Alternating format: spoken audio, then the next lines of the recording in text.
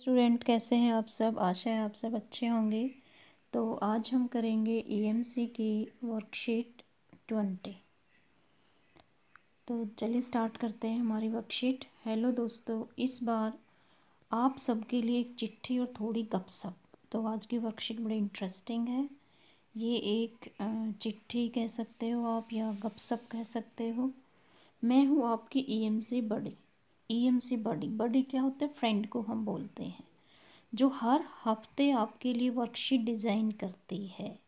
आपको हर हफ्ते एक वर्कशीट मिलती है ईएमसी की। और स्टूडेंट, आपको पता है कि ईएमसी का मेन पर्पस क्या है? ईएमसी का मेन पर्पस है आपके अंदर लाइफ स्किल्स डेवलप करना। तो ये ईएमसी का मकसद है। इस बार मैंने सोचा मैं अपना परिचय दे ही दूँ। तो इस वर्कशीट में जो है ईएमसी के पर्पस के बारे में ही थोड़ा कहा गया है कि क्या पर्पस है, क्यों आपको ईएमसी की वर्कशीट हर वीक मिलती है। जैसे कि आपके मैथ, साइंस, इंग्लिश आदि सब्जेक्ट के टीचर होते हैं, वैसे ही समझ लीजिए मैं हूँ, वैसे ही ईएमसी है। जैसे आपके दोस्त होते हैं वैसे ही मैं भी हूँ। हालांकि कोविड की वजह से हम मिल नहीं पाए हैं, पर मैं हर हफ्ते आपकी भेजी हुई फीडबैक वर्कशीट पढ़ती हूँ। ओके, आपने कुछ समय पहले जो फीडबैक दिया था उसने मुझे समझ आया कि आपको बड़े सपने देखना और अपने डरों को समझने वाली वर्कशीट बहुत पसंद आई। आपने जो है फीडबैक में ज़्यादा से ज़्यादा बच्चों ने लिखा था कि सपने देखना, डरों को समझना उनको अच्छी लगी थी वर्कशीट। मैं यह भी देख रही हूँ कि आप में से कुछ लोग शायद खुलकर अपनी बात वर्कशीट में नहीं लिख रहे हैं। इसलिए इस बार मैंने सोचा वर्कशीट की वजह क्यों न हम कुछ बातें करें। तो स्टूडेंट, जो ईएमसी की वर्कशीट होती है उनमें आपको अपने विचार देने चाहिए। ये ऐसा नहीं है कि आपने वीडियो देखी और उसी के बेस पे आपने आंसर लिख दी, नहीं। उसमें आपके अपने खुद के विचार होने चाहिए, जो कि बहुत ज़रूरी है। वो आपके पर्सनालिटी की डेवलपमेंट के लिए, व्यक्तित्व विकास के लिए ही ईएमसी जो है इंट्रोड्यूस किया गया था। और आपको स्टार्टिंग में बता दिया था कि ईएमसी का मेन पर्पस क्या है, कि आपको जॉब प्रोवाइडर बनाना, नहीं कि जॉब सीकर बनना। जॉब प्रोवाइडर मतलब आपके अंदर वो सारे गुण आए जो एक जॉब प्रोवाइडर में होते हैं। आपको जो है जो भी मुसीबत, प्रॉब्लम्स आई उनको कैसे हम हल करें अच्छे तरीके से। आपके व्यक्तित्व का पूर्ण रूप से विकास करना ही ईएमसी का मेन पर्पस है। ओके, मैं आपको ईएमसी की कुछ खास बातें बताना चाहती हूँ। इसके लिए चलिए एक सिंपल सी एक्टिविटी करते हैं। नीचे दी हुई टेबल से मैं आपको कुछ सिचुएशन दे रही हूँ। अब आप अपने कुछ दोस्तों की लिस्ट बनाइए और सोचिए कि क्या आप सब टेबल में दी सभी कामों के प्रति एक जैसा महसूस करेंगे। देखो स्टूडेंट, कोई भी जो है इंसान एक जैसे, सभी इंसान एक जैसे नहीं है। किसी में कुछ क्वालिटीज़ होती हैं, किसी में कुछ क्वालिटीज़ होती है। आप अपनी क्लास में ही देखिए, कोई बच्चा इंग्लिश में इंटेलिजेंट है, कोई मैथ्स में है, कोई सोशल साइंस में है। तो हर एक बच्चे के अंदर सेम स्किल्स नहीं होती है, लेकिन हमें रिकॉग्नाइज़ करनी चाहिए कि हमारे अंदर कौन सी स्किल है। जैसे मान लो आपको पता है कि मछली कहाँ रहती है, जल में रहती है। अगर आप कहो कि मछली जो है उसके अंदर बाहर रहने की क्वालिटी नहीं है, तो क्या ये बात सही है? जिसके अंदर जो टैलेंट है, मछली का मतलब जिस बच्चे के अंदर जो टैलेंट है उस बच्चे को उस टैलेंट को पहचानना चाहिए। वो हम कैसे पहचानेंगे? उसमें ईएमसी हमारा एक प्रयास है। इसमें एक्टिविटीज़ आती हैं, आपको अच्छे अच्छे जो है कैरियर ऑप्शंस के बारे में बताया जाता है। तो इससे आपको हेल्प मिलती है आपको अपने बारे में जानने जानने के लिए। ओके, मैं अपना ही उदाहरण देती हूँ। मुझे स्टेज और समूह में बोलने में थोड़ी घबराहट होती है, आप लोगों को भी होती होगी। शुरू में हम कोई भी काम करते हैं, कोई नया काम करते हैं, हमें घबराहट होती है, लेकिन धीरे धीरे हमारी घबराहट कम होती जाती है। मैं आजकल इन दोनों की काफ़ी प्रैक्टिस कर रही हूँ, पर मैं बच्चों को बड़े मज़े से पढ़ा लेती हूँ और नई चीज़ें करना मेरे लिए बहुत एक्साइटिंग होता है। लेकिन कोई नया काम मिलता है तो हमें एक्साइटमेंट होती है। हम जो है अपने जो बोरिंग लाइफ से कुछ नया करते हैं तो हमें अच्छा लगता है, रिफ्रेशमेंट मिलता है, हमें मोटिवेशन मिलता है, तो हमें कुछ नया करते रहना चाहिए। मैंने हर काम से जुड़े अपने इमोशंस को नीचे दी गई टेबल में दर्शाया है। ओके, इसी तरह आपके और आपके दोस्तों में के भी इमोशंस इस सब प्रक्रियाओं में अलग अलग होंगे। आप अपने और अपने दोस्तों के लिए यह सोचिए और उसे इस टेबल में दर्शाइए। ओके, ये देखिए यहाँ पर जो है ईएमसी बर्थडे को जो है स्टेज पर बोलना कैसा लगा। स्टेज पर बोलना उसको थोड़ा ठीक सो लगता है।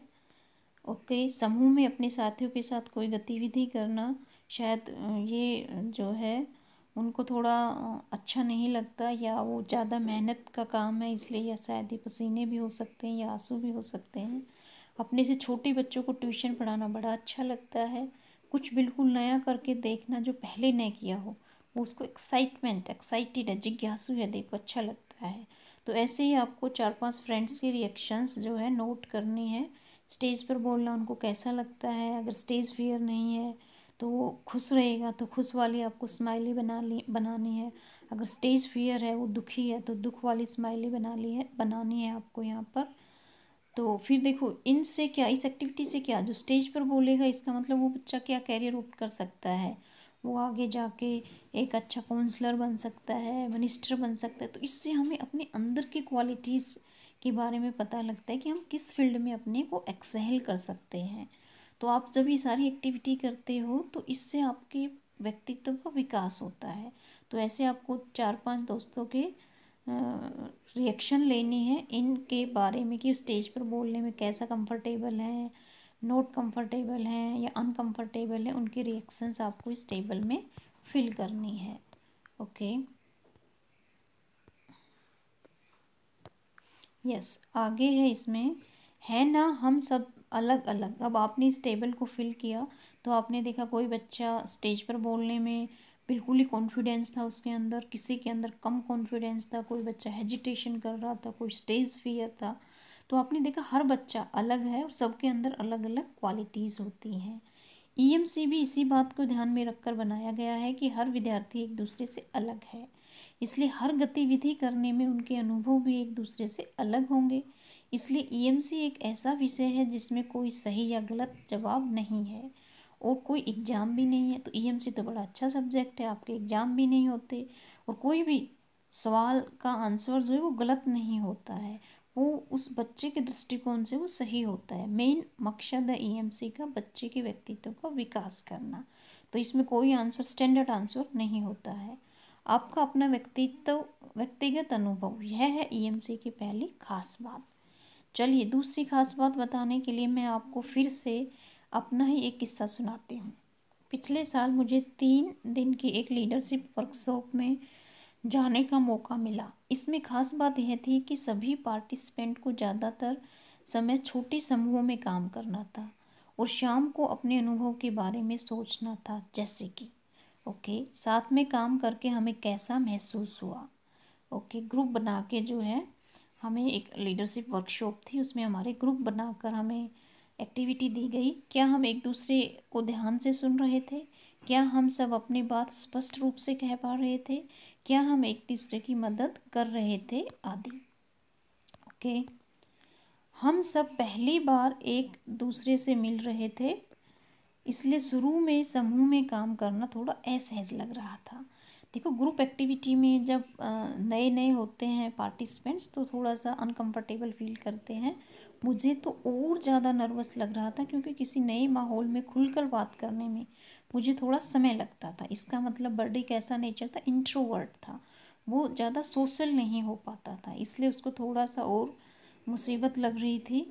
लेकिन लगातार समूह में काम करने, उस दौरान अपनी फीलिंग्स पर ध्यान देने और उसके बारे में और लोगों से बात करने में मेरा कॉन्फिडेंस बढ़ा। तो आपके सामने भी जब आप अनकंफर्टेबल हो तो आपको क्या करना चाहिए, थोड़ा सा अपने बारे में सोचें, अपनी फीलिंग्स को शेयर करें, तो आपके अंदर कॉन्फिडेंस डेवलप होता है। 3 दिनों के अंत में हम सभी को आपस में काम करने की क्षमता काफ़ी इम्प्रूव हुई थी, एक्सपीरियंस हो गया था। तो आपकी इम्प्रूवमेंट हुआ, आप ग्रुप में काम करने में कॉन्फिडेंस आया आपको। मान लीजिए